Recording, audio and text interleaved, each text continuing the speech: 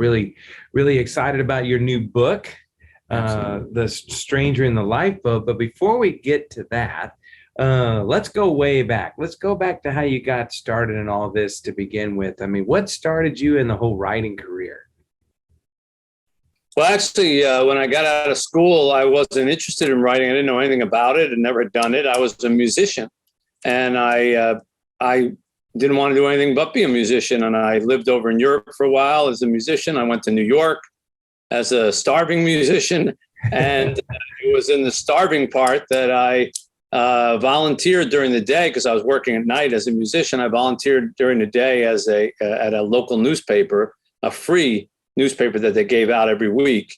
And I just went over to see if they had an ad that they needed help. And I was like the youngest person by 50 years there. And they put me out, and I attacked it, because it was something to do, because I wasn't really succeeding in music. I got very excited about the possibility of doing this, even though I wasn't getting paid anything.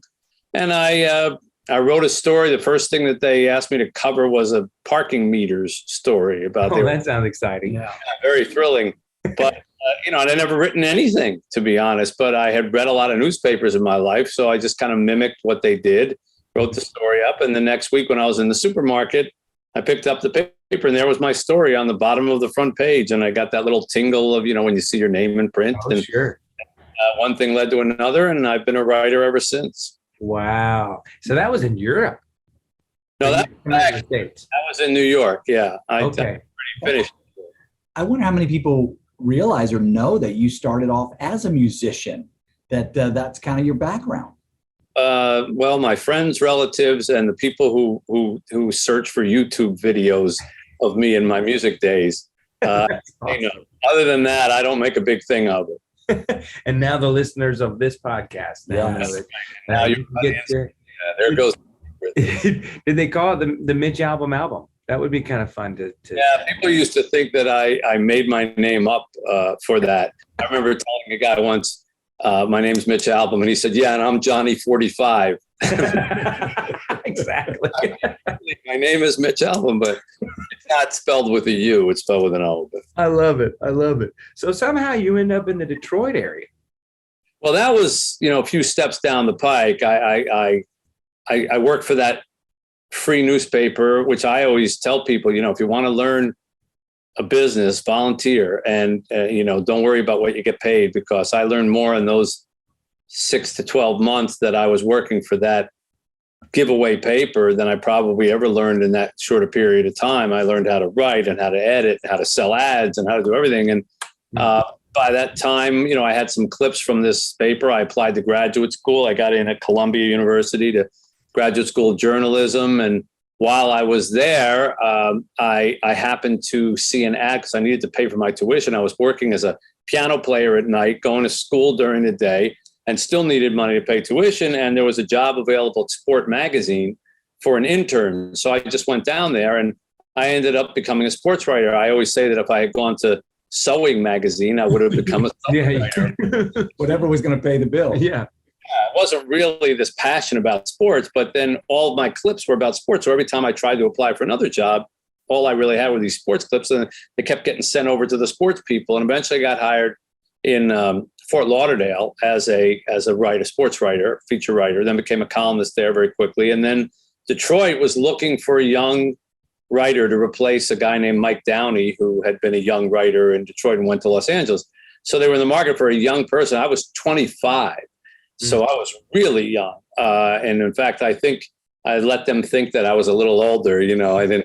Sure. I'm not sure I quite lied about it, but I'm pretty sure I didn't just blurt out like I'm 25 either. And for the first few years that I was in Detroit, whenever anybody would ask me how old I was, I said, I'm getting to 30. I'm getting to 30. Yeah, we're all getting somewhere. Just under 30. Yeah. So I had to lie to be a little older, but that's how I ended up in Detroit, thinking I would stay here for 2 years and then move on to another job. That's what most people did. And instead, I've been here ever since, which is now 37 years. Wow. Did you cover all sports in Detroit, or was it basic everything? Everything and then some. I mean, and not only did the Tigers and the Red Wings and the Lions and the Pistons and the college teams, everything, but paper I worked for, the Detroit Free Press, especially back then, was really open to like different ideas. And so I ended up covering the America's Cup down in Australia. I covered the Iditarod in Alaska. I covered the running of the bulls in Pamplona.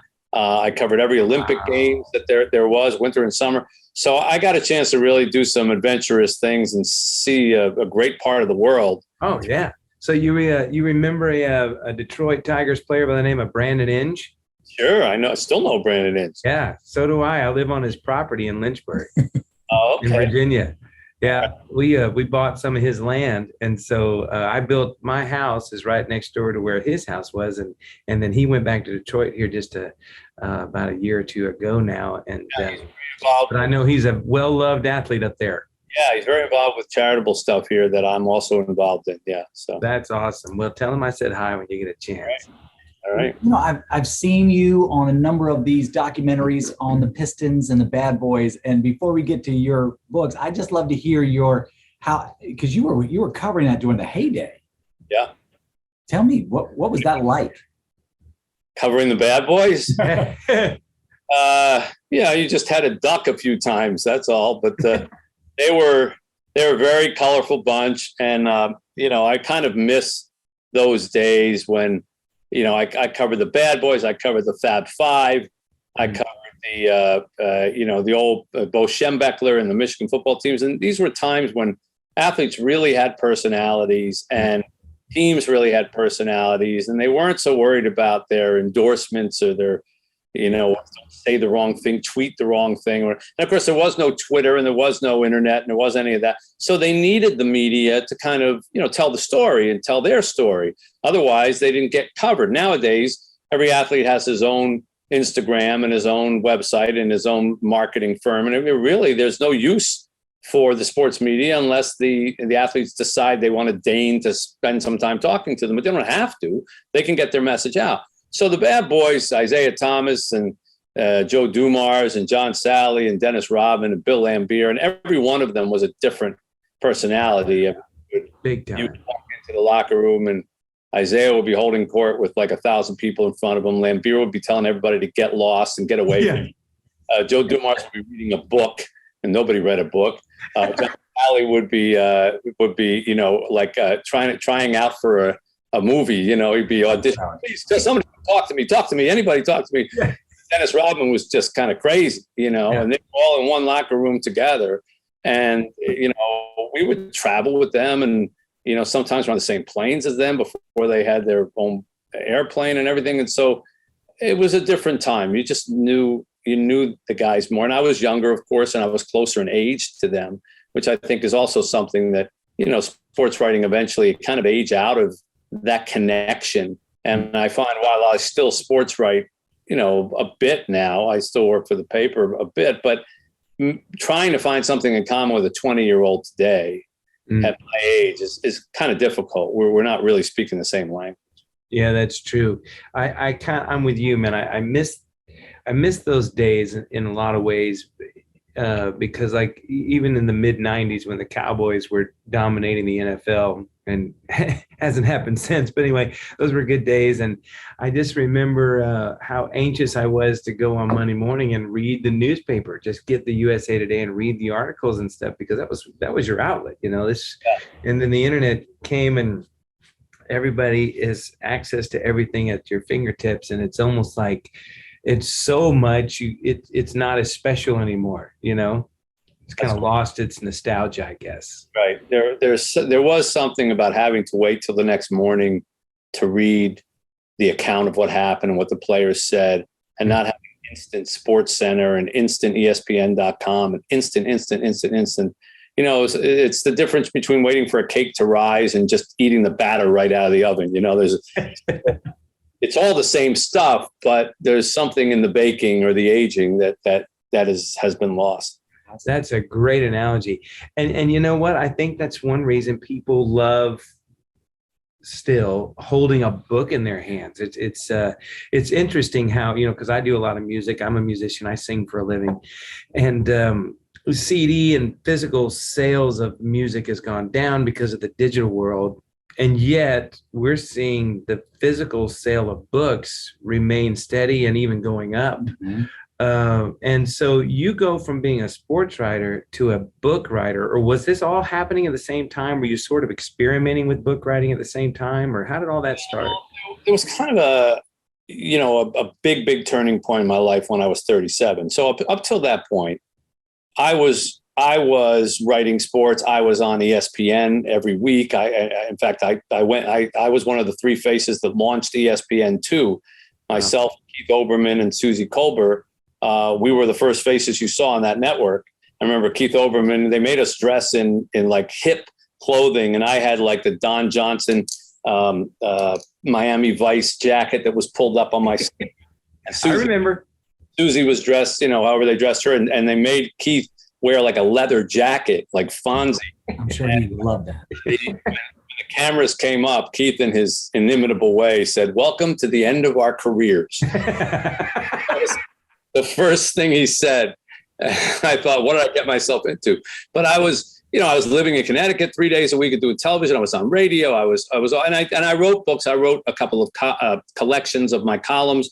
And then I wrote a book with Bo Schembechler that became a bestseller. And then I wrote a book about the Fab Five, which became a bestseller. And really was heading basically towards that that was my goal. I wanted to be the biggest and best sports writer, sports broadcaster, sports journalist that I could be. I won a lot of awards. I was very well acclaimed. And in my mid-30s, I was kind of on my way to that sort of career. I had a lot of bona fides already. And then at 37, I suddenly one night happened to be flipping through the television and came upon the Nightline program with Ted Koppel. And there on the screen was a familiar face, a white-haired, old, sickly looking version of a college professor who I had been very, very close to when I was in college in Brandeis University, some 16 years earlier, all before sports writing and music and anything like that. His name was Maury Schwartz. And he was talking to Ted Koppel about what it was like to die from Lou Gehrig's disease. And I did a double take. I had no idea that he was sick. I had totally lost touch with him and everybody else from those days because I was in such a hurry to succeed, be ambitious. My focus was on just getting ahead. And so all of a sudden, here's this man who I cared so much about. And I took every class he offered. I majored in sociology because of him. I wrote my honors thesis with him, and then I hadn't spoken to him, and I felt so guilty. And here he is dying. So I called him up thinking it would be a one-time call. And I remember I used to call him Coach back in college, and I had long since forgotten that. But when I called him up, I remember still he answered the phone and I said, "Hello, Professor Schwartz," as being very formal. "My name is Mitch Albom. I was a student of yours in the 70s. I don't know if you remember me." And the first thing he said to me after 16 years was, "How come you didn't call me Coach?" Wow. So needless to say, by the end of the conversation, I was going to visit him because guilt is a very powerful motivator. Yes, it is. And so I went to visit him, and one visit led to another and another and another. I ended up visiting him every Tuesday that he had left in his life. I ended up writing a book about that experience only to pay his medical bills. That was the only purpose of that book. We couldn't find anybody to publish it. Nobody wanted it. Everybody said it was depressing and boring, and I was a sports writer. Nobody would read it. And I kept pushing because he needed money to pay his bills. He was really in debt. We found one publisher a few weeks before Maury died, and we agreed to do the book, and then Maury passed away. I wrote the book very simply, I wanted to just say, this is what happened. This was the wisdom I learned beside an old college professor as he was dying, and I was young and he was old. And here's what he said to me about, listen, take this advice and use it in life. Your life will be better. And really, I was just planning on going back to sports writing. This was like a detour, a 1-year detour off the highway. And then I was going back to it, and the book came out. It was a tiny book. They only printed 20,000 copies for the whole world. Nobody expected it would become anything. Sounds like a Charles Billingsley album. Well, I don't know if the Charles Billingsley albums have the second part of it, because I hope so. Was that it took off with no fault of mine or any. I think people just read it, and this was back in a time when there were a lot of small bookstores, and people would recommend it. Hey, you should read this book. People would come in. What do you got good? Well, read this, and hand them out. And 4 months Yeah, 4 or 5 months after it came out, it showed up at the bottom of the bestsellers list, and then started to climb. And let's see, 9 months after it came out, which usually books are gone by then. Sure. Went to #1 on New York Times bestsellers list, and it stayed there for 4 years. And my life was forever changed. I became the guy who wrote Tuesdays with Maury. And instead of people stopping me at the airports to ask who was going to win the Super Bowl, people would stop me and say, my mother died of cancer, and the last thing we did was read your book together, and can I tell you about her? And I became very aware of all the pain and suffering that goes on in the world, and how many people out there have lost loved ones and who are grieving. And, you pass them in airports, at ball games, they just look like people to you. They Sure. You notice their hair or their clothes or whatever, but you don't look inside their soul. You don't realize that same person with holding a large, super gulp from 7-Eleven just lost their father the day before and is brokenhearted. Right. But I do, because they come up to me and they tell me. And so it changed my perspective on the world. And I never wrote a sports book again. I've written 10 books since then, and none of them have been about sports. I still work in the world of sports and dabble in it. And, I like being in Detroit and writing about the stuff. So I have my column still there. But for the most part, my life has been much more about those kinds of books, those kinds of stories, and charity, which goes hand in hand with it. And I started my first charity that year, and I now operate 9 different charities here in Detroit and an orphanage in Haiti, where I am at every month for the last 12 and a half years. I'm coming up on 150 trips there, and I have 55 kids that I raised there who are there currently. We've had more if you count everybody over the years. And that my life is much more about that now than it is about, doing sports stories or going to a baseball game. Amazing. So, and that's a great segue then to another book that you wrote about Finding Chica, because that started then after, I guess, the earthquake there in 2010. Did the charity come after that? Well, I had been operating a bunch of charities in Detroit. Like I say, I started my first one when Tuesdays with Maury, when I was visiting with Maury, actually, in 1995, and added them. And then in 2010, I went to Haiti right after the earthquake. And I went with a pastor who thought that he had an orphanage there, and he thought it had been destroyed, and he couldn't get a phone call through. And I thought, oh my goodness, children are buried under rubble and nobody can find them. I need to go down there just to pull the rocks off or something.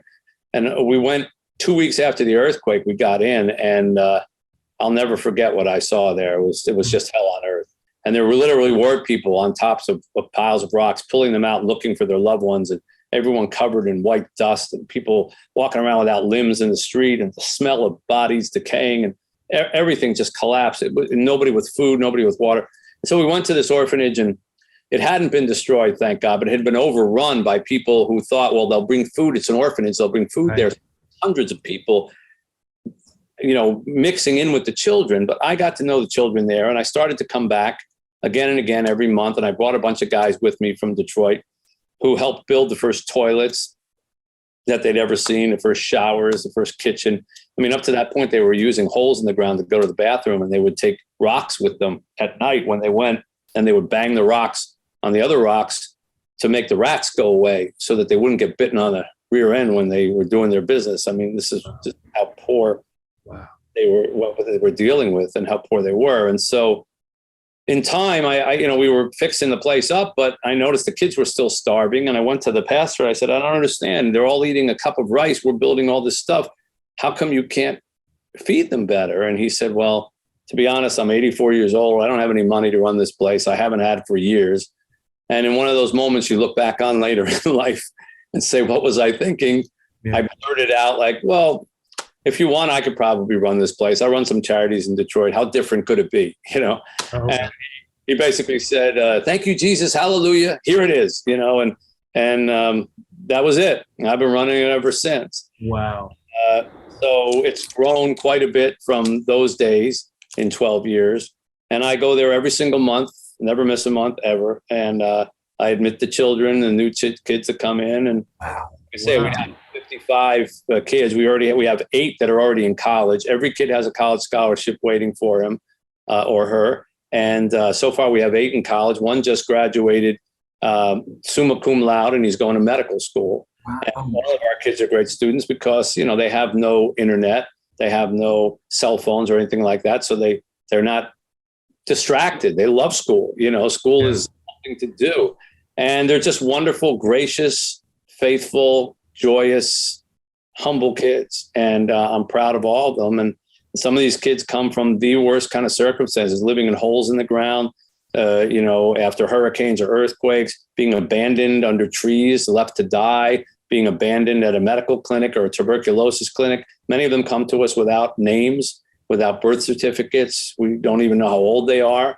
And from those kind of humble beginnings, they go to school every day, are fed every day, are loved and taught to sing and pray and play. And they grow up to be fantastic kids who end up they go from like the 0.5 percentile of Haiti to only 1% of Haitians ever go to college, and maybe 0.3% of Haitians ever go to college outside of Haiti.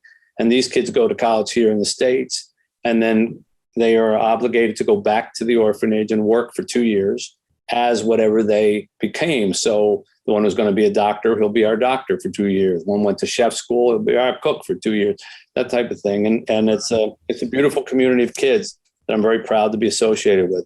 And Finding Chica was the story of one of those kids. Amazing. Just amazing. Go ahead. No, I think your life, you said at 37 took a turn, but what an incredible, blessed turn that you have had, not just for yourself. I'm sure you've been blessed thousands of times, but what a blessing you've been able to be. Every time you see it, it looks like you see a need. Yeah, I mean, nine charitable organizations. How on earth do you have the time to even breathe during the day? Well, I try to organize my day smartly, and I write in the mornings before anybody can disturb me or whatever. I get up and I come right where I'm sitting here now, and I write for 3 or 4 hours without any disrupt. I don't take any phone calls. I don't turn on the internet, nothing, just write. And then that's it. That's it for the day. I don't have any more time to come back and do it. But if I get that 4-hour chunk, I'm okay. Then the middle of the day is taking care of the charities and, all the different needs that are going on. The latter part of the day will be a radio program or journalism or stuff like that. Of course, I have my life with my wife here, and we always seem to have some kids from Haiti up here with us, or the kids in college are staying here with us. This is one of those houses that's like Grand Central. You never know. You come into the kitchen, there could be 50 people in there. And then we go down to Haiti every month. And, I think if you're doing things that you love and that you believe in, all you want is more time. You're never bored, and you're never like, things don't feel like they're dragging. It never feels like work, does it? You're just doing what you love. And I have lots of people who help me. Lots of people who help. I mean, I don't do all this stuff myself. We have a 40-person staff at the orphanage, and we've got tons of people who help run the charities here. How do you raise money for all these organizations, especially the orphanage? Is it a private donor situation, or do you have grants, or both? Private donors. Sadly, I wish it was more organizational for Haiti.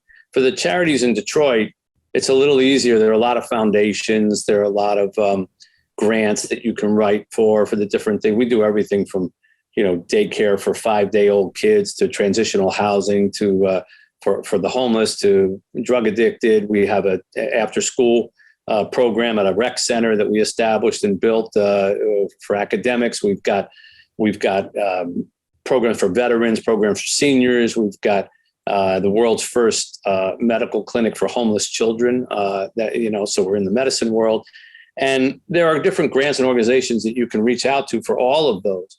In Haiti, you can't apply for anything. There's nothing to get from the government there. So the Haitian government's not helping you in any way. And very few people organizations really want to invest in Haiti because they don't trust it. They've seen a lot of money go sideways there, after the earthquake, which is terrible because there's a lot of organizations like ours who are really earnest and really do a lot with the dollar. They really stretch it, and you have to beg and plead. And it's mostly just, you know what, honestly, guys, I bring people there. That's the best source. I say, come with me. Just come with me for fly down there with me for 2 days. Okay. One day, stay overnight. You'll see. And almost everyone who comes, and not even almost everyone who comes, is moved. And many of them end up helping us and spreading the word. But it's not so easy to get people to go to Haiti. It's not like asking them to run across the street. It's an undertaking. And of course, everyone is afraid of Haiti now because of the kidnappings and the stuff that's going on, the violence there. And it can be a dangerous place, but it can also be a magical place for children. And I just feel that it's the poorest country on this side of the world. I can't live on the other side of the world. I can't really operate in Africa or Asia. I just can't be where I need to be here and that, but I can get to Haiti. And it's the poorest country by far on this side of the world. And I just feel I should be there helping. And if you met these kids, you'd feel the same way. I know we're going to take a quick break. And when we come back, Mitch, I'd like to ask you, like, for instance, were proceeds to finding Chica, do they go to help your orphanage, things like that? And then we're going to get to your new book, The Strange in the Lifeboat. I want you to tell us all about that. And then the last thing we're going to ask you before we're done here today, and you're doing so much, I don't know if the answer would just be more of the same or what, but in just a moment, I'm going to ask you, if you had all the resources in the world and no limitations, is there something you haven't done yet in your life that before you're gone, you want to accomplish? All right. So think about that. We're going to take a quick break. We'll be right back.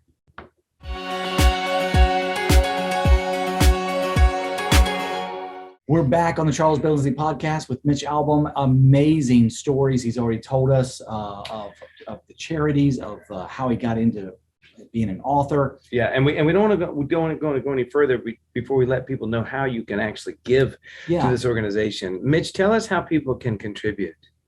Well, sure. If they want to help us in Haiti, it's very simple. It's havefaithhaiti.org. All one word, havefaithhaiti.org.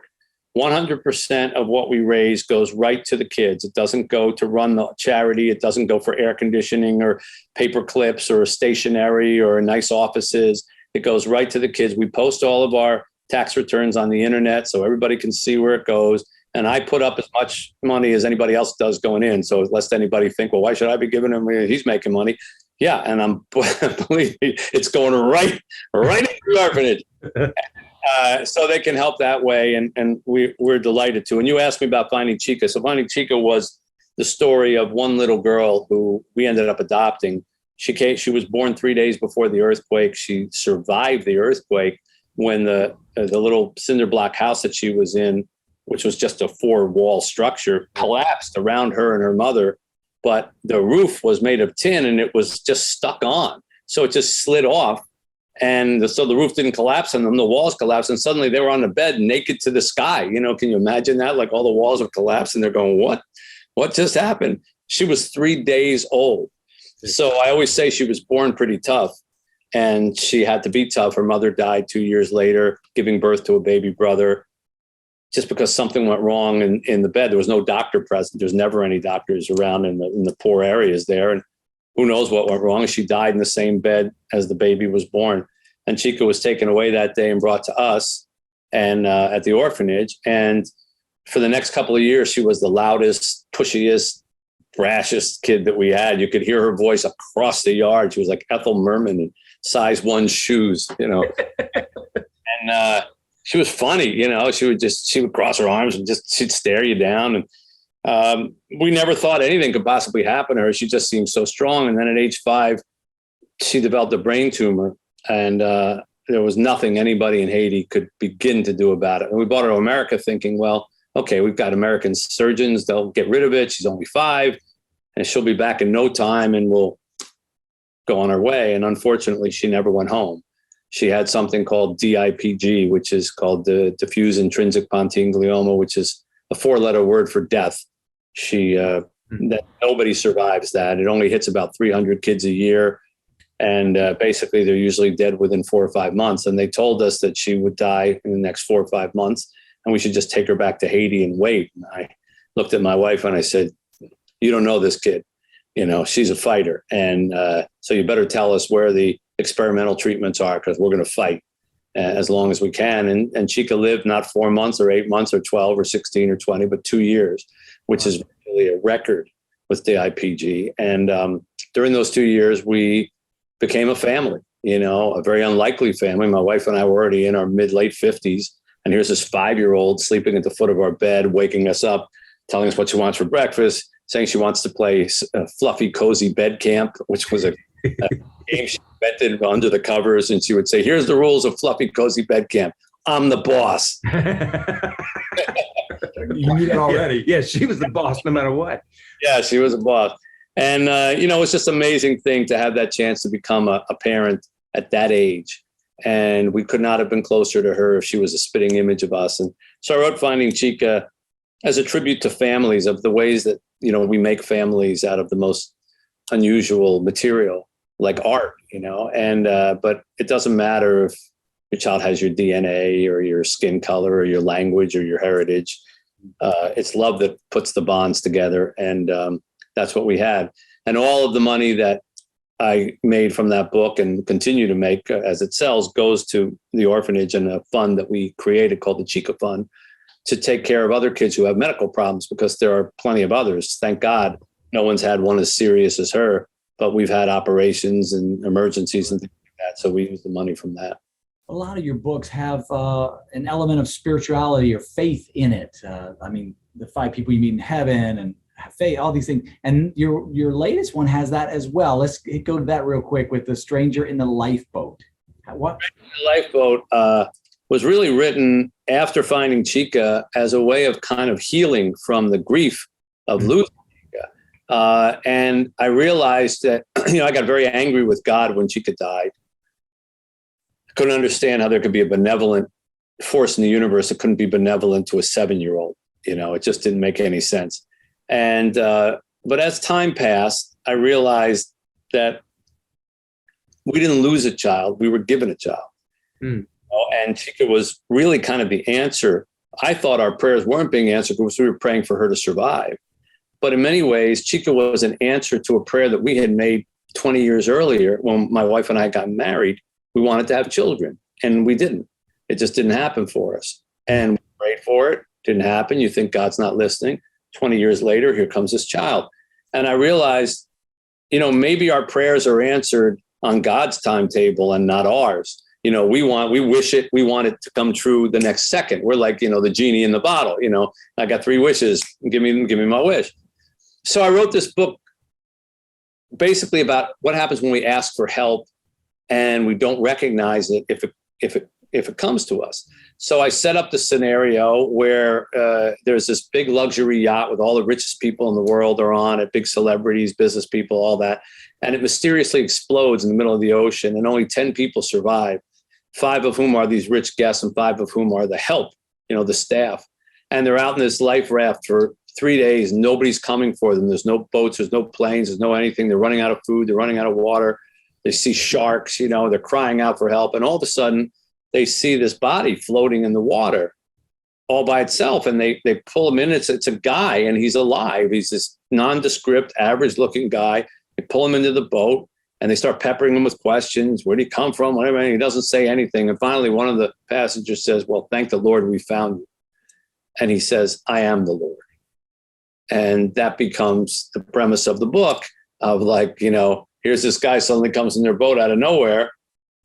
And they've been crying out for help, but they don't believe it's God because he doesn't look like God and he doesn't act like God. And they say to him, well, if you're God, what are you doing here? He says, well, weren't you calling for me? You were calling for help. So I came. And they still don't believe him, and as the time passes and things get more desperate and they run out of food and strange things start happening on the boat, some of them start changing their mind. And it's a little bit about that whole idea of when we ask for help, but it doesn't come right the way we want it. Does that mean we're not getting it? Or do we have to open our minds a little bit about the balances of the world, how we maybe do get the help we need? We just don't realize. So it's really a book about just understanding the challenges of our faith and how to deepen our walk with God and our understanding of God, isn't it? Yeah. And of course, when you write a book where God is one of the characters, you get to ask a lot of the questions that you would always, if instead of me sitting here boring you, somebody came in and said, okay, guys, this is God. I listened to your podcast. You got 3 minutes. What do you want to know? Yeah. I'm sure you'd have a lot of questions for him. And I get to pose those questions, including, about why doesn't God interfere with things, and how can wars happen, all those kinds of things. And the most crucial one, which gets asked towards the end, is why do people have to die? Why do you take people? And one of the passengers is mourning his wife. And he says, why did you take my wife? Why'd she have to die? And the answer comes, why is it that when people on earth lose someone, they always say, why did God take them? Maybe a better question would be, why did God give them to us? What did we do to deserve their love, their sweetness, the memories that they made? Didn't you have moments like that with your wife? And he says, yes, all the time. And God says, well, those moments are a gift, but their absence is not a punishment. I'm not cruel. I don't give you things so I can take them away from you. I know you before you're born. I know you after you're gone. This world is not the beginning or end of everything. I go on, so you go on. And he finishes by saying, I know that on earth, when you lose someone, you cry, but I can assure you where they are, they're not crying. Mm-hmm. And for me, that was kind of, I was writing what I felt about Chica, we cry for her all the time, but she's not crying where she is. And that sentence was right. The gift of her memory, it's not a punishment because I don't have it anymore. It's still a gift. I still get to have it. I still get to keep those memories. Just because I miss them doesn't mean that I'm being punished. And so I wrote that, not only for me, but for a lot of people who grieve. And there's a lot of stuff in Stranger in the Lifeboat that has to do with sort of our relationship with God and what we would ask those, of him. But it's a big mystery, and how the boat blow up and who's going to survive and all the rest of it wrapped in that kind of inspirational theme. And you encase it in the realm of a novel. So it's storytelling at the same time. You're, in a sense, working out your own questions with God through this tragedy with Chica, and answering them through the context of a story, which is really creative, like only great writers like you can do, Mitch. And so we're really grateful for your works, for your artistry, but more than that, for just your career and what you're doing to change the world, because you really have gone from a sports writer who covers great sports stories to now a real life world changer. And it's pretty awesome to see. We appreciate you, man, a lot. That's very, very kind of you. I think you're overestimating me, but it's to answer your question, because you intrigued me. If I had all the resources in the world, yes, what I do. Well, first of all, I can tell you it would not be anything for me. I've had the chance to see more than the next 10 people, and I would never waste such an opportunity. But I would get every one of the kids in Haiti who I can't reach and who we haven't been able to get to, and ever. And honestly, I would like buy a whole chunk of that country and just wall it off, bring in all the greatest people who could set up, the electricity and the power and everything so that we could operate there. And then give all those children that we have to say no to, because for every one we say yes to, we say no to maybe 8 or 9. Oh. And I think about those 8 or 9 that we can't help. I'd get all those 8 or 9 and just spend the rest of my life on that little chunk of land, trying to make a difference for those kids. That to me is how you live on. That's your legacy, is who you touch and the lives that you affect that will go on, like pebbles in a pond, the ripples that you create after the pebble's gone. I'm not going to be here that long, but the ripples that these kids can create can change the world. And if I had those resources, those are the ripples that I try to create.